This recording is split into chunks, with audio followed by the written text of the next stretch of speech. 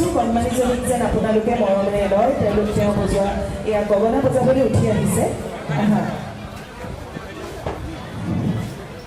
এই কণ কণ শিশুহঁতে লৈ যাব আমাৰ সংস্কৃতিক আগলৈ।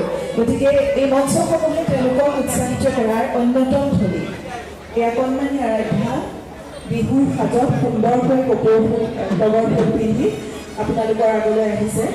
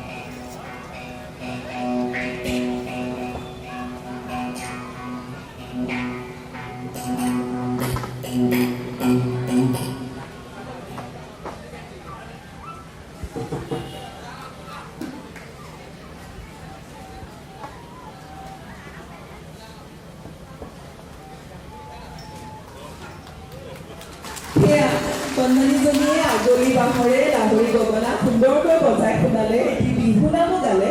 অশেষ ধন্যবাদ আৰাধ্যা, তোমাৰ উজ্জ্বল ভৱিষ্যত কামনা কৰিছোঁ। আৰু ইমান সুন্দৰকৈ গগনাটি উলিয়াই খোপাত বুজি লৈছে, সেয়াও নিশ্চয় চাবলগীয়া কথা। কাৰণ ইমান কণমানি, বহুত বহুত মৰম আৰু ধন্যবাদ দেই তোমালৈ।